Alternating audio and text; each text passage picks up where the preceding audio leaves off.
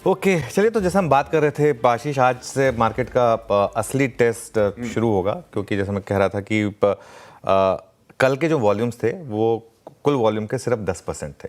FIS के जो volumes थे 64,000 करोड़ के करीब एवरेज होती है। हम नेट सेल्स नंबर देखते हैं, लेकिन अगर आप ग्रॉस वॉल्यूम देखेंगे तो उसमें क्लियरली आपको विजिबल होगा कि थोड़ा सा ग्रॉस वॉल्यूम जो थे वो एफआईएस के काफ़ी कम थे। और जैसे हम डिस्कस कर रहे थे 2-3 दिन से हम काफ़ी इंपॉर्टेंट लेवल्स को डिफेंड कर रहे हैं, निफ्टी पर भी और बैंक निफ्टी पर भी। आज हम शो की शुरुआत करेंगे, लेकिन फाइनली एक अच्छे डेटा पॉइंट्स। देखिए, मार्केट के टेक्निकल्स अपनी जगह हैं। हाई फ्रीक्वेंसी इंडिकेटर्स में जो सबसे इंपॉर्टेंट इंडिकेटर होता है वो होता है ऑटो सेल्स। ऑटो सेल्स में कल हम ये डिस्कस कर रहे थे, मैं और वीरू, की फर्स्ट साइंस दिख रहे हैं। कल मारुति की सेल्स बहुत अच्छी थी, मतलब दिल खुश करने वाली सेल्स थी कल मारुति की। और कल मारुति का स्टॉक यही कह रहा था कि जिस तरीके से फाइनली एक अच्छी खबर आई, और कितने समय के बाद आपने मारुति में इस तरीके का मूव देखा, मतलब आंखें तरस गई ना। ऐसा इतना टाइम हो गया था मारुति जैसे स्टॉक में इस तरीके का मूव देखे हुए। मारुति के नंबर्स अच्छे थे, एमएनएम के नंबर्स अच्छे। एमएनएम के नंबर्स वैसे भी हमेशा ठीक ठाक ही रहे हैं हमेशा। टाटा मोटर्स ने भी कल ठीक ठाक नंबर पेश कर डाले, और hyundai ने भी नंबर्स खराब, मतलब ईयर ऑन ईयर डीग्रोथ थी, लेकिन उतनी नहीं थी जितना मार्केट फियर कर रहा था। तो उस हिसाब से जो 4 बड़ी पैसेंजर व्हीकल्स की कंपनियां हैं वहां पर अच्छे आंकड़े हैं। मारुति ने तो खास तौर से मैं कह रहा हूं कि 29.5% की ग्रोथ दर्ज की, 1.78 लाख यूनिट, मतलब ये बहुत शानदार सेल्स नंबर था कल मारुति का। टाटा मोटर्स की भी कमेंट्री पॉजिटिव थी, आउटलुक भी उन्होंने पॉजिटिव दिया है, और अगेन टाटा मोटर्स का स्टॉक भी काफ़ी करेक्ट हुआ है।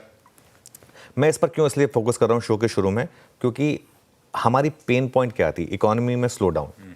इवेंचुअली देखिए एफआई सेलिंग वगैरह सब सिम्टम है, डिसीज क्या है, डिसीज तो स्लो डाउन है। पिछले क्वार्टर में जो हमने विजिबल देखा था, तो उस हिसाब से ऑटो के आंकड़े जो है ना वो अच्छे हैं।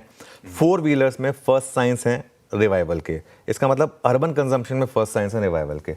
अभी भी 2 व्हीलर सेल्स में उतना इंप्रूवमेंट नहीं है, ईवी को छोड़ दें तो 2 व्हीलर में अभी भी थोड़ा सा मेरे ख्याल से वीकनेस है। और ऑब्वियसली ईवीज काफ़ी महंगी होती हैं 2 व्हीलर्स में, तो इसके लिए वो भी अर्बन में मानी जाती हैं। लेकिन जो नॉर्मल पेट्रोल वाले जो 2 व्हीलर्स हैं उनमें अभी भी साइंस नहीं है। लेकिन ये इसलिए इंपॉर्टेंट है क्योंकि अगर आप एक सिर्फ एमएनएम को छोड़ दें, तो एमएनएम के अलावा बाकी सारी ऑटो सेक्टर में हमने पिछले क्वार्टर में काफ़ी बड़ी गिरावट देखी थी, और अर्निंग सीजन भी काफ़ी ख़राब रहा था। और ऑटोज़ और एफएमसीजी ये 2 सेक्टर्स थे जहाँ पर सबसे ज़्यादा पेन पॉइंट था। तो उस हिसाब से कल जो हुआ वो इंपॉर्टेंट। ये देखिए ऑटोज़ का चार्ट है, 3 महीने में 12% के करीब ये इंडेक्स गिरा है। ये जब तक आपकी मार्केट में ऑटो और एफएमसीजी जो 2 कंजम्पशन के सबसे बड़ी पॉकेट्स हैं, जब तक ये बॉटम आउट नहीं होंगी तब तक मार्केट का ओवरऑल बॉटम होना टफ होता है। तो उस हिसाब से फर्स्ट साइन है, देखिए हम कहते हैं ना एक डूबते को तिनके का सहारा, ये वो वाली बात भली हो सकता है ये वन ऑफ हो, लेकिन एटलीस्ट एक ऐसा डेटा पॉइंट था जिसको हम लैच ऑन करने के लिए तैयार हैं। एक उम्मीद पे दुनिया कायम, और वैसे ही मार्केट काफ़ी करेक्ट हो चुका है। तो उस हिसाब से मुझे लग रहा है कि यहाँ से, और अब मेरा ये मानना है कि यहाँ से ऑटोज़ एक स्पेस होगी जहाँ पर एटलीस्ट अच्छी रैली बनेगी। अब आगे एफएमसीजी में भी अगर ऐसे डेटा पॉइंट्स आ जाएं तो वो और अच्छी बात होगी, लेकिन एटलीस्ट मारुति हो गया, एमएनएम हो गया, ये कुछ स्टॉक्स हैं जो आपको यहाँ से शायद आउट परफॉर्म करके दिखाएंगे, अगर आपका व्यू जो है वो 1 महीने से लेके 2-3 महीने तक का है उस हिसाब से। तो ये आज मेरे ख्याल से शो की शुरुआत हम एक आज पॉजिटिव नोट पर करेंगे। अच्छा है, नए साल की शुरुआत मार्केट ने पॉजिटिव नोट पे करी, और आज डे 2 बढ़िया पॉजिटिव संकेत के साथ कि ऑटो जो हाई फ्रीक्वेंसी नंबर है वो ऑटो की सेल्स के नंबर दिसंबर के अच्छे हैं। और अहमियत समझिए, बैंक्स आईटी के बाद तीसरी इंपॉर्टेंट वर्टिकल है ऑटोज की। इवन हमारे मैन्युफैक्चरिंग पीएमआई में सबसे ज्यादा तवज्जो मिलता है ऑटोज को, तो इंपॉर्टेंस है इस पॉकेट की। मूड सेंटिमेंट सुधार सकते हैं हमारे दिसंबर ऑटो सेल्स के नंबर्स। लेकिन ऐसे में फिर ये निफ्टी को लेकर जब जनरली मूड माहौल ठीक है, डेटा पॉइंट्स इंकरेजिंग है, तो निफ्टी को लेकर आप रणनीति क्या बनाई जाए, क्या सोच रखूं मैं आज के लिए? बिल्कुल, देखिए निफ्टी में ना जिसे कहते हैं हर दिन नई सोच, take one day at a time. इस समय मार्केट में ये एक ऐसी मार्केट है आशीष जिसमें आप बहुत दूर का मत सोचिए। जैसे अगर आप टेस्ट क्रिकेट खेल रहे हैं ना, तो जो हमें करना चाहिए था, जो हमने नहीं किया मेलबर्न टेस्ट में, वो था कि 5-5 ओवर बचा के खेलते। हम पता नहीं किस फेज में आ गए थे जब वो एक सेशन में 7 विकेट हमने गंवा दिए थे। तो बहुत ज़्यादा दूर की मत सोचिए अभी इस समय ना, अगले 100 पॉइंट का सोचिए बस। अगले 100 पॉइंट आपको कहाँ से मिलेंगे निफ्टी में, अप साइड पे मिलेंगे या डाउन साइड पे मिलेंगे। ये मार्केट इस समय, मैं तो ये भी कह रहा हूँ, हर दिन की भी नहीं, हर घंटे की सोच की बात है। मैं आपको एक एग्जांपल दे रहा हूँ, मैं इसलिए नहीं कह रहा हूँ क्योंकि कल ही हमारी कॉल सही रही इसके लिए। कल का निफ्टी का इंटरडे चार्ट आप लेकर आइए, कल मैं और वीरू जब शो कर रहे थे तो जब मार्केट सुबह गिरा 9:50 9:30 के आसपास, तब मैंने एक चीज़ वीरू को कही थी कि ये वीरू मार्केट ना आज शॉर्ट्स को ट्रैप करेगा और यहाँ से एक बड़ी शॉर्ट कवरिंग रैली आ सकती है। वो आ गई। अब इसका मतलब ये नहीं है कि बस उसी तरीके की ट्रेड रहेगी मार्केट में, हर दिन अलग है, हर घंटा अलग है। अब देखिए आज गैप डाउन हो रहा है, जबकि कल क्लोजिंग में मेरा व्यू ये था कि आप निफ्टी की पोजीशंस कैरी करिए लॉन्ग साइड की और हेज कर दीजिए ऊपर की कॉल बेचकर महीने के एंड की। तो मेरे ख्याल से वो ट्रेड फिर भी सेफ रहेगी, कोई टेंशन नहीं है उसमें। तो अब हर दिन को और हर घंटे को अलग अलग रिस्क रिवॉर्ड देखकर उसको ट्रेड करिए। अगर आप इन्वेस्टर हैं तो अच्छे शेयरों में आपको टॉप अप करने का बहुत अच्छा मौका मिल रहा है। लेकिन दिक्कत क्या है कि जो हमारी ऑडियंस है वो ज़्यादातर ट्रेडर ऑडियंस है, तो इसके लिए हमको उन्हीं के हिसाब से बात करनी होती है। तो अगर ट्रेडर हैं, अगर आपको वॉलेटिलिटी से डर लग रहा है तो ये बाजार आपके लिए नहीं है। देखिए बहुत सारे ट्रेडर्स हैं जो वॉलेटिलिटी में बहुत पैसा बनाते हैं। ट्रस्ट में हम ये बात एक एवरेज ट्रेडर के हिसाब से, एक एवरेज रिटेलर के हिसाब से कहते हैं ना कि मार्केट खराब रही है, मार्केट खराब रही है। जिन्होंने पैसा बनाया है इस मार्केट में पिछले 2-3 महीनों में, उन्होंने ज़बर पैसा बनाया है। जिनको शॉर्ट करना आता है, जिनको मार्केट के हर फेलियर को पकड़ना आता है, अगर आप उस तरीके की ट्रेडिंग कर सकते हैं तो ये मार्केट ने आपको अच्छा पैसा बना के दिया। लेकिन बहुत लोग नहीं कर पाते, तो इसके लिए ये मार्केट उनके लिए नहीं है। और अगला 1 महीना मार्केट में बहुत वॉलेटिलिटी रहेगी 2-3 कारणों से। एक तो अर्निंग सीजन और एक प्री बजट बिल्डअप, तो इसलिए इस चीज़ को ध्यान में रखें। लेवल्स के हिसाब से मैं 4 लेवल्स रख रहा हूँ आपकी स्क्रीन पर, 2 नीचे के 2 ऊपर के। नीचे के 2 लेवल जो सबसे इंपॉर्टेंट हैं वो है 23,460 और 23,250। हमें 23,750 पर, वो किस लिए? 23,460 था दिसंबर का लो जो हमने लगाया था एग्जैक्ट 31 दिसंबर को, और 23,250 के आसपास था आपका नवंबर का लो, जहां से मार्केट ने फिर 24,800 तक की भी आपको रैली दी थी, अगर आपको याद होगा। तो देखिए मार्केट में चीज़ें इतनी जल्दी बदलती हैं कि हम भूल जाते हैं कि नवंबर में वो लगाने के बाद एक बार के लिए हम 24,800 तक भी गए थे, 1500 पॉइंट की वहाँ से रैली भी आई थी। लेकिन ये 2 इंपॉर्टेंट लेवल हैं डाउन साइड पर। अप साइड पर 2 लेवल जो मैं ये उम्मीद ये रहेगी कि 23,250 आप नहीं तोड़ेंगे, क्योंकि अगर 23,250 टूटा किसी भी कारण से तो वो मार्केट के लिए काफ़ी बेरिश होगा। होप है कि 23,250 नहीं टूटेगा यहाँ से आशीष, स्पेशली कंसिडरिंग जो डेटा पॉइंट्स आ रहे हैं उसको देखकर लग रहा है कि ये वाला अर्निंग सीजन शायद इतना ख़राब नहीं होगा जितना हम सोच के बैठे थे। तो उस हिसाब से अब अगर ये लेवल्स बचे और अगर मार्केट ने चलना शुरू किया तो 2 लेवल्स हैं जहाँ पर मेरी नज़र रहेगी। सबसे पहले तो 23,880 जहाँ पर है आपका 200 डे सिंपल मूविंग एवरेज। 23,800 ये यहाँ पर हम 2-3 बार गए हैं और दोनों तीनों बार यहाँ पर स्लिप हुए हैं। और अगर इसके ऊपर आप बंद हुए तो थोड़ी शॉर्ट कवरिंग आएगी और असली टेस्ट होगा फिर बड़ी कवरिंग वाला, वो होगा 24,200 का 20 डे एक्सपोनेंशियल मूविंग एवरेज, जहाँ पर मार्केट बार बार जाकर हॉल्ट कर रहा था। 24,200 का वो वैसे वो डिक्लाइनिंग है 20 डे एक्सपोनेंशियल मूविंग एवरेज। तो जब तक आप 24,200 के ऊपर 2-3 क्लोज ना दिखा दें तब तक इस रैली में भरोसा नहीं आएगा। तब तक मार्केट का जो बड़ा टेक्सचर है वो सेल ऑन रैली का रहेगा, बड़ा वाला टेक्सचर। इंट्राडे में of course buy on dip, sell on rally दोनों चलेंगी। और कंसिडरिंग अब एफआईएस के वॉल्यूम्स फुल बैक ऑन होंगे। और एक अच्छी चीज़ हुई है लेकिन मार्केट के लिए, अच्छी कह लें या ख़राब कह लें, जब एफआईएस छुट्टी पर गए थे तब 23,700 पर निफ्टी था, अब वापस आए हैं तब भी 23,700 पर निफ्टी है। तो कोई ऐसा उन्होंने कुछ ऐसा नहीं है कि वो आ रहे हैं उनको 400-500 पॉइंट प्लस दिख रहे हैं तो वो आके फटाफट वापस सेलिंग करना शुरू कर देंगे। लेकिन ये ब्रॉड लेवल्स हैं वॉच आउट करने के लिए, पोजिशनल ट्रेडर्स के लिए। यहाँ पर मार्केट के मेक और ब्रेक लेवल्स है 23,250 डाउन साइड पर, 24,200 अप साइड पर, और हम एग्जैक्टली उसके बीचों बीच खड़े हैं 23,750 पर। चलिए ये है थोड़ा सा निफ्टी का अपडेट। डिटेल स्ट्रैटेजी आज कैसे अप्रोच करना उस पर आगे आऊंगा। हॉर्माज भी बगल में बैठे हैं, दुनिया भर में क्या चल रहा है हॉर्माज से जानेंगे। लेकिन उससे पहले अच्छा मैं तो आज ज्वाइन कर रहा हूँ पर आई एम श्योर कल इस पर चर्चा आपने ज़रूर करी होगी, लेकिन रिविजिट कर लेता हूँ या मेरे लिए। नया साल शुरू हुआ है 2025। इस साल के लिए इन्वेस्टमेंट स्ट्रैटेजी या कहते हैं ना निवेश की रणनीति ब्रॉडली क्या होगी? देखिए इस साल कैलेंडर बदला है और पिछले 2 साल से एक अप्रोच काम कर रही है, वो है मोमेंटम इन्वेस्टिंग। मोमेंटम इन्वेस्टिंग मतलब आप उन्हीं शेयरों में इन्वेस्ट करिए जहां पर जो स्टॉक्स चल रहे हैं, और वो एक अप्रोच होती है जिसे कहते हैं हम बाप अप्रोच। बाप अप्रोच काम कर रही है, जिसे कहते हैं वो बाप अप्रोच क्या होती है, बाय एट एनी प्राइस। वो पिछले 2 साल से काम कर रही थी, लेकिन पिछले 1 क्वार्टर से देखिए आप उसने वो चेंज हुआ। उसमें कई एग्जाम्पल ले सकते हैं आप। ट्रेंट एक एग्जाम्पल है, ठीक है, और उसके अलावा इंडिगो एक और एग्जाम्पल था। ऐसे कई एग्जाम्पल आप ले सकते हैं जहाँ पर पहले होता था कि रेलवे और डिफेंस सबसे बड़े एग्जाम्पल थे, EMS स्पेस एक बड़ा एग्जाम्पल थी, रिन्यूएबल्स एक और एग्जाम्पल थी, इरडा जैसे शेयर, काफ़ी स्टॉक्स थे।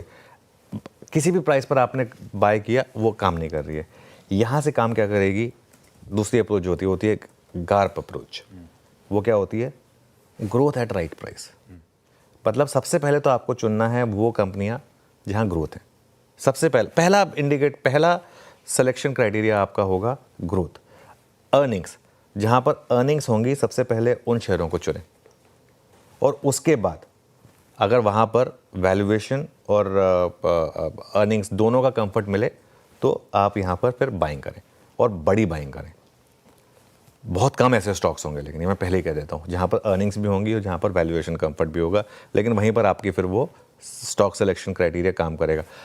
और इसमें ये भी होगा कि आपके लेते ही स्टॉक्स ना चलें शायद, लेकिन ये साल मुझे लग रहा है कि वैल्यू स्टॉक्स से कम बैक का रहेगा, और ये स्टॉक्स रहेगा उन स्टॉक्स का जहाँ पर वैल्यू के साथ साथ ग्रोथ में भी कम बैक आएगा।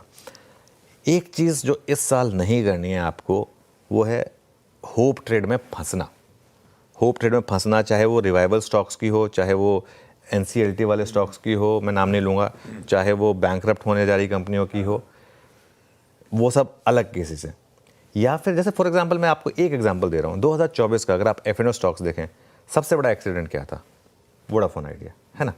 उसका आप एक बार 1 साल का चार्ट रख दीजिए ज़रा वोडाफोन आइडिया का, और ऐसे शेयरों से दूर रहें, और ऐसे शेयरों में बिल्कुल एवरेजिंग ना करें, बिल्कुल भी एवरेजिंग ना करें, क्योंकि ये शेयर बने ही आपकी वेल्थ डिस्ट्रॉय करने के लिए। अब हो सकता है आगे जाके कभी रिवाइवल आ जाए, जब आएगा तब आएगा। आप होप में रह के ना अपना पैसा नहीं गंवा सकते। तो ये आपको इस साल अप्रोच में ध्यान रखना है बेसिकली। बिल्कुल ठीक है। मोमेंटम स्टॉक्स रडार पे रखिएगा। बाय एट एनी प्राइस, बाप स्टाइल ऑफ इन्वेस्टिंग। जहां मोमेंटम है वहां एंट्री करिए, कमाई करके देंगे। पिछले साल ऐसा देखा था कई सारे स्टॉक्स में। और थोड़ा सा होमवर्क करिएगा तो बहुत अच्छा अप्रोच है गार्प का, ग्रोथ एट रीजनेबल प्राइस। जहां अच्छी ग्रोथ कंपनीज में आ रही है और वैल्यूएशंस आकर्षक है, ये मिलना थोड़ा मुश्किल है, पर ये ढूंढने में मजा है। कॉन्फिडेंस बढ़ेगा खुद होमवर्क करेंगे तो। ये है 2025 की इन्वेस्टमेंट स्ट्रैटेजीज, ब्यूटीफुली प्रेजेंटेड आपके लिए। चलिए, अच्छा, जहां तक संकेतों की बात है, गिफ्ट निफ्टी कह रहा है थोड़ी सी ठंडी शुरुआत होगी आज गुरुवार के दिन। 50 सुबह से ऐसे ही चल रहा है। इनमें कहा था गिफ्ट निफ्टी की वॉल्यूम बिल्कुल ठंडे ही होंगे। 50 पॉइंट सुबह भी 7 बजे था, 50 पॉइंट अभी भी 8 बजे, वही हालात है। एशिया जिस तरह का कामकाज कर रहा है, सब रिज्यूम करें ट्रेड, वो आपकी स्क्रीन पर आ जाएगा। चाइना का मैन्युफैक्चरिंग PMI ठीक है, 50 के ऊपर है, तो एक्सपेंशन मोड पे एटलीस्ट। लेकिन देखिए, मार्केट उस समय फ्लैट थे, शांघाई अब 1% दबाव में आ गया है, हैंगसेंग पिट रहा है। बाकी एशिया आपके सामने आ जाएगा। जापान के बाजार निकई आज छुट्टी पे है, छुट्टी पे आज है। छुट्टी से याद है, कल US, यूरोप, एशिया सब छुट्टी बना रहे थे, न्यू ईयर सेलिब्रेट कर रहे थे। फिर भी हॉर्माज आए हुए हैं ग्लोबल संकेत बताने के लिए। तो दरअसल हॉर्माज बताने आए हैं कि विदेशी संस्थागत निवेशक FIIs ने जो छुट्टी बनाई थी, उनके टॉप डेस्टिनेशंस क्या थे छुट्टी के। और बात कर रहा हूं, ग्लोबल क्यूज कैसे। गुड मॉर्निंग आशीष, गुड मॉर्निंग अनुज। और FIIs की छुट्टियों के डेस्टिनेशन तो हम भी जानना चाहेंगे कि हमें पता चले कि हमें भी कहाँ जाना चाहिए। मगर ग्लोबल मार्केट्स तो कल तो बंद थे, मगर आज जो एशिया में कारोबार चल रहा है वो ज़्यादातर कमज़ोरी के साथ ही चल रहा है।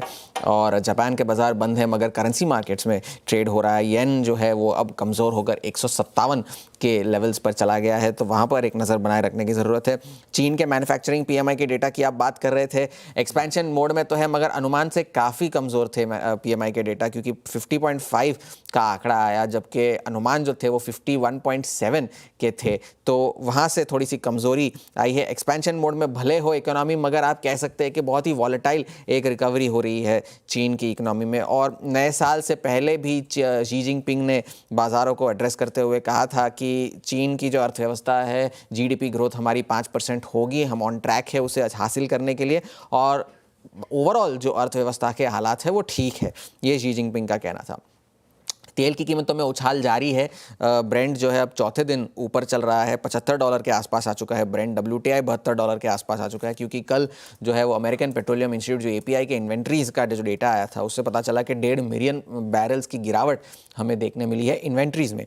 तो इस वजह से तेल की कीमतों में गिरावट आई बढ़त आई, माफ़ कीजिएगा। और नेचुरल गैस पर नज़र रखने की ज़रूरत है, क्योंकि रशिया ने जो है यूक्रेन के ज़रिए जो नेचुरल गैस यूरोप जाती थी उसकी सप्लाई बंद कर दी है, क्योंकि 50 साल तक जो उनका ये जो अग्रीमेंट था वो ख़त्म हो गया है। और अब जो है यूक्रेन ये उम्मीद लगाए बैठा है कि अब जो है यूरोप को दूसरे देशों से नेचुरल गैस का जो है वो आयात करना पड़ेगा, और उस वजह से नेचुरल गैस की कीमतों में थोड़ी सी स्थिरता आएगी। आपको याद होगा कि नेचुरल गैस की कीमतों में काफ़ी उछाल हमें हाल फिलहाल के दिनों में देखने मिला है। और दक्षिण कोरिया पर नज़र इसलिए रखनी है क्योंकि इतने सारे जो राजनीतिक संकट वहाँ हुए हैं उसके बाद जो है GDP के फॉरकास्ट को बहुत ज़्यादा ट्रिम किया गया है। 1.8% अब ये अनुमान लगा रहे हैं GDP ग्रोथ होगी 2025 में 2.6% के मुकाबले। जो 2.6 का पहला अनुमान था उसे अब काटकर 1.8% कर दिया है। तो फिलहाल के लिए यही सारे क्यूज़ है। एशिया में बाजार जो है कारोबार कमज़ोर चल रहा है, तेल की कीमतों में उछाल है और येन कमज़ोर है।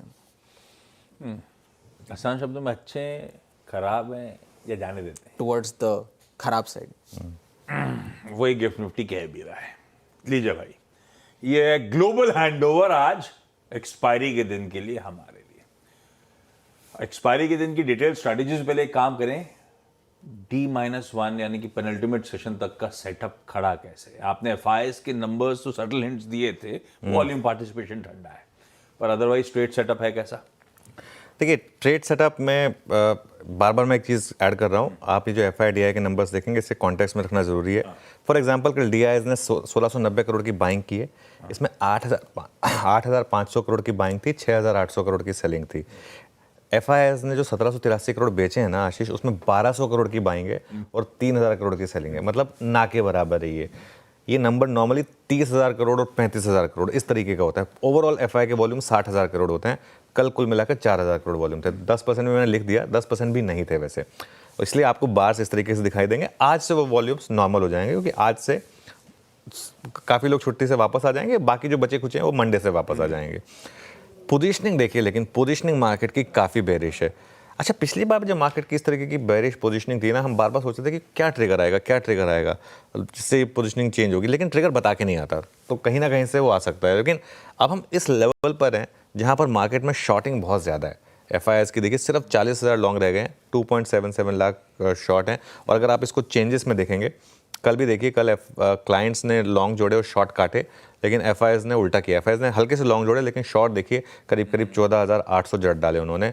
और कल इंडेक्स फ्यूचर्स में आशीष 770 करोड़ की सेलिंग हुई, स्टॉक फ्यूचर्स में भी करीब उतनी सेलिंग हुई, दोनों में सेलिंग हुई। और विद इन इंडेक्स फ्यूचर्स अगर आप देखेंगे तो निफ्टी में ज़्यादा सेलिंग है, 832 करोड़ की, और बैंक निफ्टी में करीब 140 करोड़ की सेलिंग हुई। अब आ जाइए आप, जो पिछले कुछ दिनों का ट्रेंड रहा है निफ्टी और बैंक निफ्टी का, ये आपकी स्क्रीन पर है। निफ्टी में ज़्यादा सेलिंग हो रही है कंपेयर टू बैंक निफ्टी, जैसा हम डिस्कस कर चुके हैं। लेकिन अब सिर्फ FI के नंबर्स पर फोकस करेंगे। FIS के लॉन्ग शॉर्ट अब 43,000 लॉन्ग, 2,77,000 शॉर्ट, मतलब नेट 2,30,000 से ज़्यादा के शॉर्ट्स। ये देखिए, ये आपकी स्क्रीन पर ये ग्राफ आएगा किस तरीके से ये मूव आ रहा है। और अब अगर आप इसको टेबल फॉर्मेट में देखेंगे, टेबल देखिए अब आप, हमने जब सीरीज़ की शुरुआत की थी तो हम करीब 18% लॉन्ग पर थे, अब हम आ गए 13.5% लॉन्ग पर, और 2,34,000 FIS की शॉर्ट कॉन्ट्रैक्ट इस समय सिस्टम में आपको दिखेंगे। कल तक हम बात कर रहे थे जून की, ये अब 30 मई के बाद FIS का सबसे कम लॉन्ग शॉर्ट रेशो है, और नंबर ऑफ शॉर्ट्स के हिसाब से 15 मई के बाद सबसे ज़्यादा सिस्टम में नेट शॉर्ट हैं। 15 मई से 6 जून का वो पीरियड जिसमें हम इलेक्शन आउटकम से पहले की अनसर्टेनिटी और उसके बाद एग्जैक्टली इलेक्शन वर्डिक्ट वाले दिन हमने मार्केट में लो बनाया था, क्या एक पॉसिबिलिटी बन रही है इसको अगर आप इसी तरीके से एक्सटेंड कर दें। 15 मई के करीब की बात थी, वहाँ से 6 जून, तो यहाँ से लेके अब 2 फरवरी यानी 1 फरवरी बजट का दिन, सैटरडे ट्रेडिंग कर रहे होंगे हम, क्या पॉसिबिलिटी है कि उसके आसपास हम मार्केट में एक वापस टर्न अराउंड देखें? पॉसिबिलिटी है, लेकिन प्रीएम्प्ट नहीं करेंगे हम, मार्केट को साइन देने देंगे। इंडेक्स ऑप्शंस में कुछ बहुत ज़्यादा खास है नहीं, क्योंकि कल वॉल्यूम्स काफ़ी कम थे। इंडिया विक्स 14.5 पर है आशीष। पुट कॉल रेशियो कल बहुत समय के बाद 1 के ऊपर आया, 1.06 वर्सेस 0.99, और एक स्टॉक एफएनओ के बैन में आया, वो है मन्नापुरम। तो मन्नापुरम बैन में तो मार्केट का सेटअप ओवरसोल्ड है, जो काफ़ी समय से ओवरसोल्ड रहा है, लेकिन एक उम्मीद है कि इस लेवल की शॉर्टिंग पे मार्केट शायद थोड़ी कवरिंग दिखाए। अभी के लिए गिफ्ट निफ्टी 50 पॉइंट नीचे है, लेकिन देखते हैं मार्केट की एक्चुअल ओपनिंग किस तरीके से होती है। दबा हुआ है, सेटअप स्क्वीज है मामला, शॉर्ट्स एग्रेसिव है सिस्टम में, एक टूल पकड़ने के लिए कोई ट्रिगर की जरूरत है।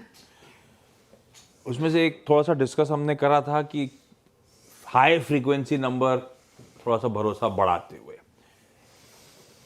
ऐसे में। अच्छा, जहां तक कल की निफ्टी की बात है, जो कल सुबह मैं आके कल सुबह तो मैं खैर शो भी देख रहा था, बाद में आके जो डिफाइंड मार्कर्स थे 23,500 के सपोर्ट के इर्द गिर्द खरीदारी करने की हिम्मत अगर आपने करी होती तो अपने R1 और ऑलमोस्ट R2 की ट्रेजेक्टरी तक जाते हुए 750 से 850 का वो R2 का बैंड था, उस रेजिस्टेंस बैंड तक पहुंचते हुए सेकंड R2 तक पहुंचते हुए नजर आए। तो कमा के तो बढ़िया दिया कल भारतीय बाजारों ने।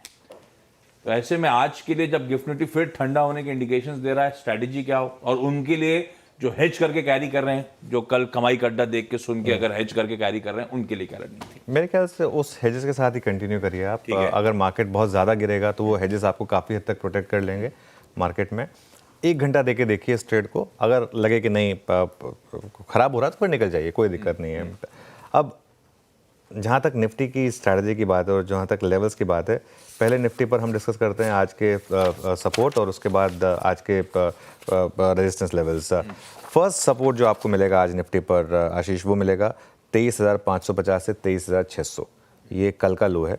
और उसके बाद बड़ा सपोर्ट है आपका 23,450 से 23,500, जो कल पहला सपोर्ट था, क्योंकि कल एक रैली आ गई उसके लिए, वो ऑप्शंस डेटा के हिसाब से। आज वीकली एक्सपायरी ध्यान रखिएगा निफ्टी की। रेजिस्टेंस कहाँ मिलेगी? फर्स्ट रेजिस्टेंस आपको 23,850 से 23,950, 200 डे सिंपल मूविंग एवरेज और कॉल राइटर्स का जोन। और अगर वो क्रॉस हुआ तो थोड़ा दूर की मत सोचिए, लेकिन फिर भी 24,000 से 24,100 साइकोलॉजिकली इंपॉर्टेंट लेवल जो हैं वो वॉच आउट करने के लिए होंगे। मेरे ख्याल से यहाँ से हम एक अप्रोच ये लेंगे कि FIs किस तरीके से बिहेव कर रहे हैं, और वहाँ अगर वो मार्केट में आज सेलिंग कर रहे हैं या नहीं कर रहे हैं छुट्टी से आने के बाद। अगर 23,650 होल्ड करेगा तो आप एक बाय करें with stop loss of 23,550, provided 23,650 hold करें। वो होल्ड करना ज़रूरी है, तो आपकी एक बाय ट्रेड इनिशिएट होगी 23,550 की। अभी के लिए मैं सेल ट्रेड इसलिए नहीं ले रहा हूँ क्योंकि ऑब्जर्व करेंगे मार्केट को कि वीकनेस आती है मार्केट में वापस या नहीं।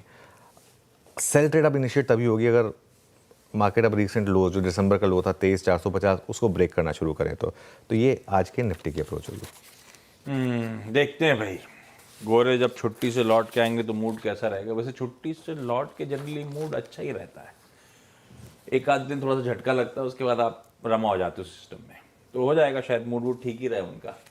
निफ्टी बैंक कल का सेशन ठीक था, 1/3% ज्यादा उछाल इन टैंडम था निफ्टी के साथ उसका मूव भी। अप्रोच क्या रखें इस पॉकेट को लेकर, और हमेशा की सारा सवाल Nifty versus Nifty bank, comfort किस में ज़्यादा, क्लैरिटी किस में ज़्यादा? देखिए दोनों में क्लैरिटी किस में कम, ये पूछ लीजिए आप, है ना। लेकिन बैंक निफ्टी में लेकिन एक चीज़ है, 3 दिनों से हम 200 डे मूविंग एवरेज को बचा रहे हैं। 3 दिन का लो जो है एग्जैक्टली 200 डे मूविंग एवरेज पर है। बैंक पिछली बार भी गिरावट में उसने उस लेवल को डिफेंड किया था, उसने उस लेवल को डिफेंड किया था और वहाँ से रैली दी थी। लेकिन दिक्कत बस पता क्या है बैंक निफ्टी में, दिक्कत है HDFC बैंक और ICICI बैंक ने वापस थोड़ा हायर लेवल पर वीकनेस दिखानी शुरू कर दी। कल HDFC बैंक काफ़ी स्ट्रॉन्ग था, कल तो इनफैक्ट कवरिंग को लीड HDFC बैंक ने किया था, लेकिन ये वापस 1800 के नीचे आ गया। सबसे बड़ी दिक्कत रही है इस मार्केट की ICICI बैंक, और ICICI बैंक का आप 1 महीने का चार्ट रखिएगा आप स्क्रीन पर। कल तो यहाँ पर भी कवरिंग थी टुवर्ड्स मतलब लोअर लेवल से, लेकिन ये ICICI बैंक का देखिए 1 महीने का चार्ट है, 1350-1360 वाला स्टॉक 1280 पर आ गया। तो ये थोड़ा सा आपको यहाँ पर नज़र रखनी होगी। ये ICICI बैंक काफ़ी वीक हो रहा है।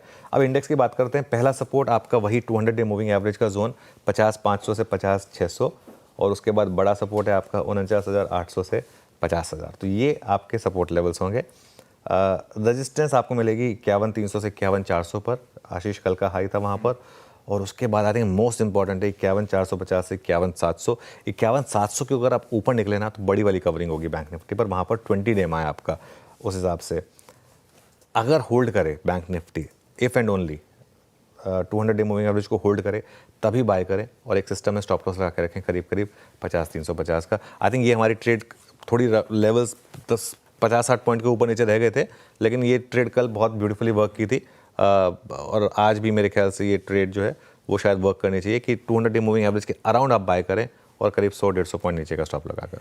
ओ बिल्कुल ठीक, उस इंपॉर्टेंट एवरेज के आसपास खरीदारी करें, ज्यादा अच्छी रणनीति होगी निफ्टी बैंक को लेकर।